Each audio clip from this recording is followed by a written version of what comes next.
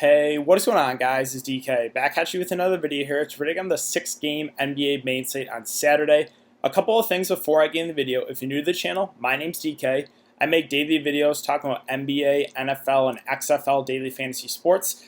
If you guys are interested in XFL Week 3, I just uploaded that video for my look at the Week 3 main slate. Week 2 went super well. Had a lot of people win some GPPs, so hopefully we can keep it going there for Week 3 for the XFL. I'm also running a weekly $20 PayPal giveaway on my channel. How it works, all you have to do is leave a like and a comment in the video. It's one inch in the giveaway. Max one comment below per video. So it started with my video, my NBA video that I uploaded yesterday. We'll go throughout the week, and not this Monday, but the next Monday is where I'll announce the winner to the $20 PayPal giveaway. So however many videos I've uploaded for this extended week, you can enter the giveaway that many times. So if I have 10 videos uploaded for the week, you can enter the giveaway 10 times. And again, the winner receives $20 PayPal from myself. With that out of the way, let's jump in the video. First, look back at my lineup here from Friday. So Friday, I'm really tilted, guys. So first, let's go over my lineup. Simons, Jaylen Brown, Brandon Ingram, Gordon Hayward, Ibaka, CJ McCollum, Carmelo Anthony, and Zion Williamson. I basically said in my live stream, you could make it a 2-game slate with just Boston, Minnesota, and New Orleans and Portland. The one guy I liked outside of that was Ibaka, and he was doing really solid there in the first half. I think he had 20 fancy points in the first half. He was at 6.5K, so he was on pace for about 40 plus. And in the third quarter, he picks up 4 fouls in a 5-minute stretch. A couple of them weren't even fouls, just bad calls. I wanted to pull my hair out because I was so frustrated. I probably talked to a lot of you guys on Ibaka, right? It's just foul trouble. I can't predict that he's going to get 4 fouls in 5 minutes. It's super tilting. He missed out on over probably 12 minutes, about 12 minutes of action. How many minutes did he play total? I think it was 25 minutes. So I guess 10 to 12 minutes, somewhere in that range, he missed out on. He had 25 fancy points in only 25 minutes. If he gets his 35, 37 minutes, he probably gets around 40 fancy points. So would have had a solid day there if he didn't get in foul trouble. That's, the tilting part of DFS. Sometimes that happens randomly where guys will get in foul trouble. So yeah, I'm a bit tilted about that. Sorry if I talked you guys onto him. But, that's how it goes sometimes with NBA DFS.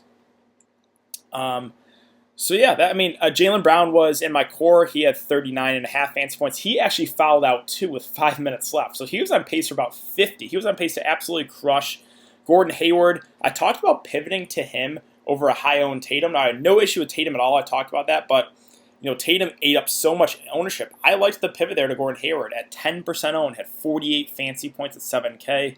I was just super high on the Boston guys. I said I'd play at least 2 of them. And then, again, I was really high in the New Orleans and Portland game. So that basically does it for the recap there for Friday. Hopefully you guys avoided Ibaka. If you did, I think it could have been a pretty good night.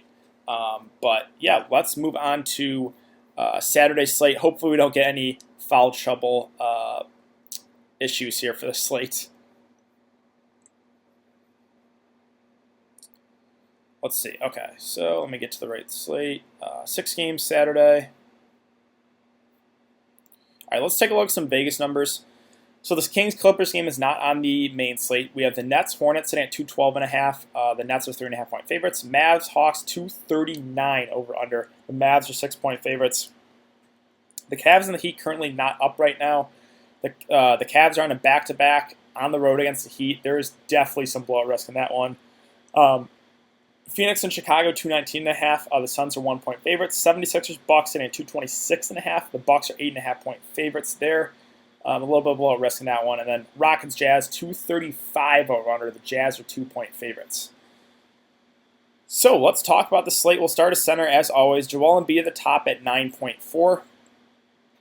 With Ben Simmons most likely coming back, I'm going to go to Ben Simmons. He is probable, I believe. Yep, probable. So now they're fully healthy. I think Embiid is more of a contrarian option. I still like him at this price. He put up 69.5 that last game against Brooklyn in 41 minutes. The concern is Milwaukee is pretty solid defensively, but they also play at a fast pace. So there is still some upside here with Embiid. But I think I prefer some other spot ups like a Luka Doncic we'll talk about. in a little bit. DeAndre Ayton at 8.7. His first game back kind of struggled. It's not up here yet, but another situation where I think he's more of just contrarian GPP play at that price. Drummond at 8.5. Cleveland is just a mess right now. Only played 22 minutes. I just can't trust anyone right now in this Cleveland rotation. There's also a chance this game blows out, so I don't think I get to any of those guys. Now, Porzingis at 8K, I actually do have some interest in. I don't think the box score is going to come up yet. Oh, it did. He played 34 minutes, had 56 fantasy points, so he is flashing this upside while Luka is playing alongside of him. Now, he did have 5 blocks, a little more of an anomaly there, but still, 8K in a really, really good matchup. Normally, Porzingis, I just avoid him when Luka's playing, but I think he is in play because of this great matchup here. And he has, flash him upside with Doncic playing alongside of him. Gobert at 7.8. We know Houston's going to run small ball. It's a good spot for Gobert. I think he's fine. I think I prefer some other plays, but I think Gobert is fine there. Again, the Cleveland guys I'm not super excited about. DeAndre Jordan played huge minutes that last game, probably to guard Joel Embiid. Don't think he's going to play 37 minutes again. I think he still is viable, but, Brooklyn centers, they kind of go with a hot hand, whether it be Jordan or Jared Allen. And the Cleveland guys, I guess if I was going to play one of these centers, it would be Tristan Thompson, who's gotten 26 minutes off the bench the last couple of games. He's been playing really well. So if I was going to play one at under 5K, it would be Tristan Thompson. Let's see. PJ Washington at 4.7. He's going to get about 30 or so minutes. I think he's a viable, cheap option on the slate. I don't know if I get to Zeller, 4.7. Again, they have him. They have Biyombo. They're going to use. They did have 35 fantasy points in 25 minutes. I think that's more of a anomaly, though, as well. Deadman at 4.7 also is in foul trouble once again. So it's a situation where if he stays out of foul trouble, he probably gets 25, 30 minutes. But last couple games has been dealing with foul trouble, so it is a more risky option. Horford at 4.6. I actually have a little bit of interest in, just because they're going to need his defense to guard Giannis. This is the reason why they got Al Horford, was to help guard Giannis Antetokounmpo. So I know he's coming off the bench. I know he only played 19 minutes that last game. I don't know. I'm a little bit torn here because I know they're going to need his defense to guard Giannis. We'll see. If he is inserted back in the starting lineup, I would have a lot more interest there. Diallo, not getting to him. Jared Allen's price is dropping significantly, but again, his minutes are also coming down. Other options here. Maxi Kleber is actually solid tonight. He had 23 minutes, 34 fantasy points. Don't know if we're going to expect that again. I think he is in play just because of the matchup and the price. Let's see. Luke Cornett is doubtful. This is actually pretty big news. Only played 15 minutes, but Chicago is super, super thin. So I think that means, where is he?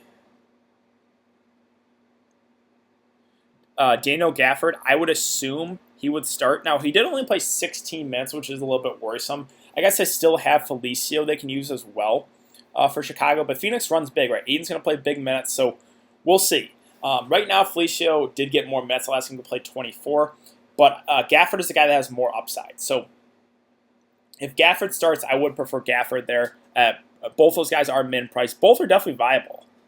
So keep an eye on the starting lineup there for Chicago. I think whoever starts is probably the safer option. All right, let's move on to power forward. At the top is Giannis Antetokounmpo at 11.2.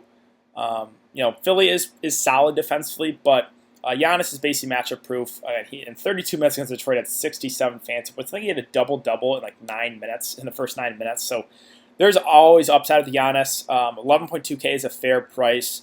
I would just prefer Luka Doncic at a we'll talk about Luka in a bit, but Luka is 10.2 against Atlanta. Like, that's my priority spend up.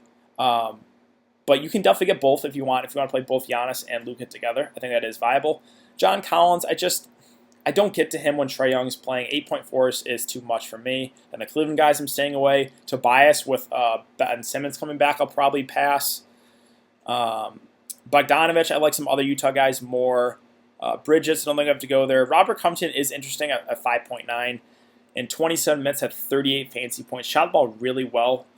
He'll be used a decent amount at the center position. The issue is that Jeff Green was available. They have DeMarre Carroll, too, now they can use. So maybe the minutes won't be as high on him.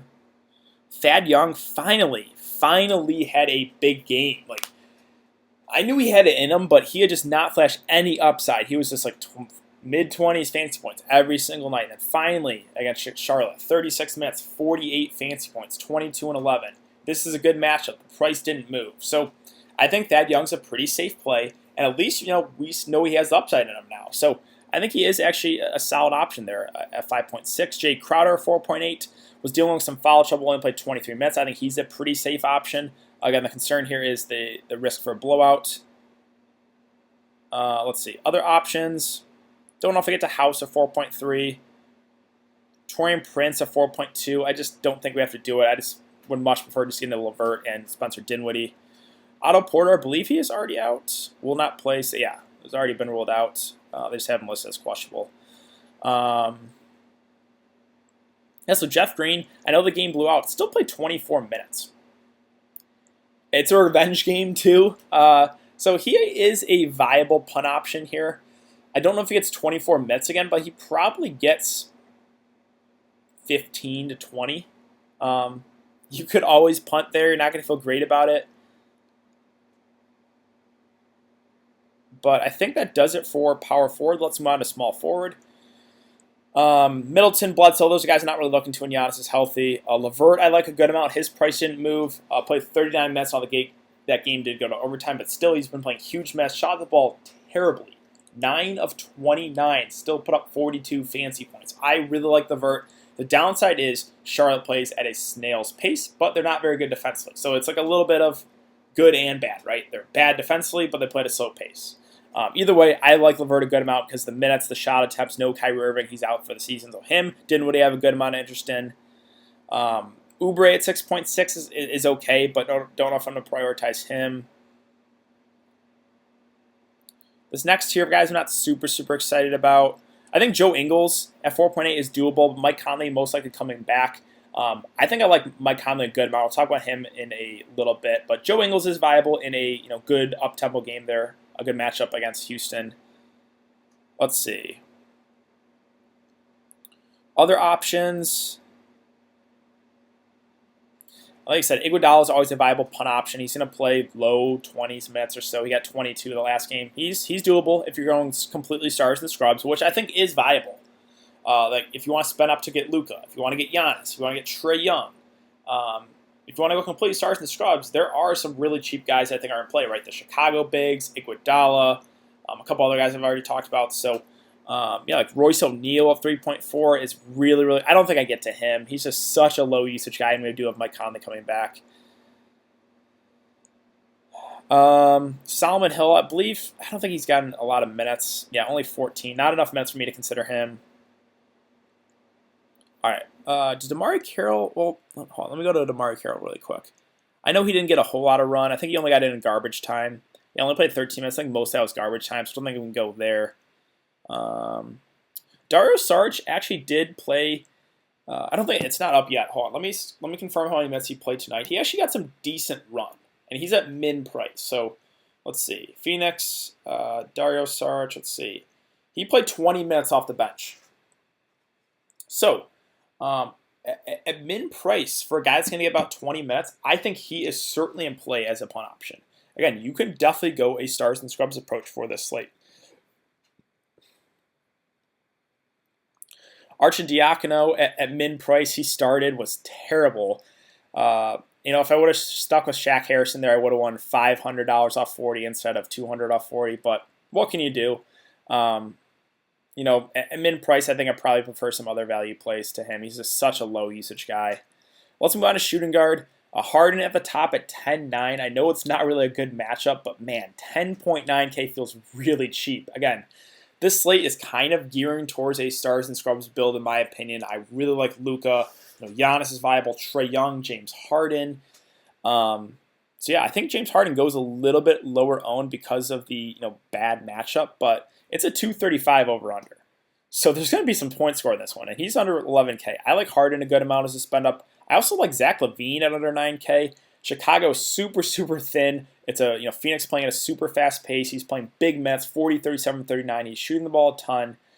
He's a guy that does have upside for sure. So if you want to step down off of those really high-end guys and save a little bit of money, I don't mind getting to Levine. Jimmy Butler and Bam. I think I glossed over Bam, but I just don't know if I get to these Miami guys against Cleveland. It's just I'm really worried about the blowout. Bam had a huge game last game, but I am super, super worried about the game not staying close there. Dinwiddie, the price is creeping up. I still think he is viable. Again, him and LeVert are the main guys in this offense now. So both those guys, I think I have a good amount of interest there against Charlotte. Donovan Mitchell at 7.4 is certainly doable. The concern is they do have Mike Conley back, which does take a little bit of a hit to his usage. But again, really good matchup. Don't think I get to Sexton or Hardaway or Herter. Terry Rozier, I think, is a pretty safe option. 5.3. This is the lowest price I think we've seen in him all season. He's been struggling, but he's still getting the minutes. Right? He's still going to get low to mid 30s minutes. Brooklyn, not very good defensively. And he still has upside games in him.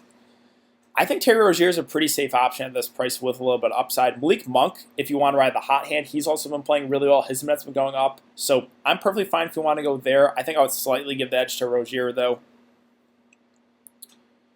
Let's see. Kobe White's always viable off the bench as a GPP option. Josh Richardson at 4.4 I think is okay, but Ben Simmons coming back definitely takes a hit to his usage. But 4.4K for a guy that's probably going to get mid-30s minutes is definitely doable there. Burks I'm not going to get to with Ben Simmons back. DeLon Wright at 3.8, as gross as it sounds, I mean, he did play 24 minutes, even with Porzingis and Luka available. So he's a dart throw, cheap option. Like, I don't hate that. Again, the concern is this is Rick Carlisle, and those rotations are so hard to figure out. Garrett Temple, 3.5. It's really, really gross play, but again, he got 33 minutes. I think he's viable as that tier of like really cheap guys who can take shots on to get those stars in your lineups.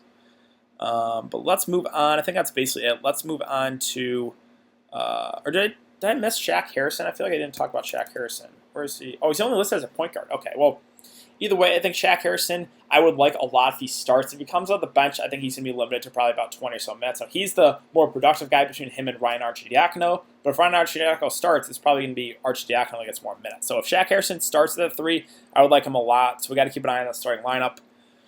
Trey Young is always in play as a spend up. I like him a good amount. You could pair him with Luka, who is probably my favorite spend up of the day. No issue with that at all. So really like Trey. Love Luka. I think he's my favorite spend up. I think he's going to be the most popular for good reason. 10.2 against Atlanta. It is a back-to-back, so maybe they slightly limit his minutes. I'm not super, super worried about that. I love the matchup. I love the price. Luka's probably my favorite spend up. Also has to mention Westbrook. I think I would prefer Harden, though, for an extra $1,000. But Westbrook's been playing really well if you want to save money there. Ben Simmons, don't know if I get to him at 9.2. I just prefer the other spend ups. Let's see. Other guys I haven't talked about. Graham, I'll probably pass at that price. Not going to get to Bledsoe or Middleton. Rubio, don't know if we have to do it at 6K. Mike Conley, I like a good amount of 5.2. He missed that last game due to just rest. Previous games, though, 34, 31, and 34 minutes. He's playing really well. And this is a game that's going to be played at super fast pace. So I like Conley a lot here at this price if he's going to play 30 to 35 minutes.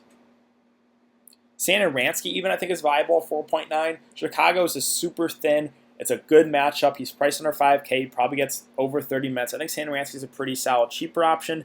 Nunn's been really struggling. I don't know if I go to him even at a decreased salary.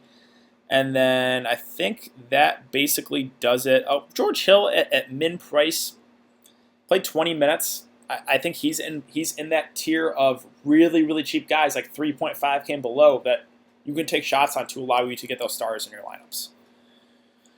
But yeah, I think that's going to do it for today's video, guys. If you have been enjoying the content, would really appreciate it if you'd like this video and subscribe if you haven't. We're getting so close to 3,000 subscribers. I believe I'm at 2.9K. So if you guys are not subscribed, please hit that subscribe button. It really helps me out. Unfortunately, I'm not going to be able to live stream for this slate. I have family coming in town. It's my birthday Thursday, so we're kind of going to go out and celebrate on tomorrow. So again, sorry not going to be able to live stream. I'll try to keep you guys updated on Twitter. But yeah, I think that's about it. So thanks again, guys. I really do appreciate it, and I will see you guys all later.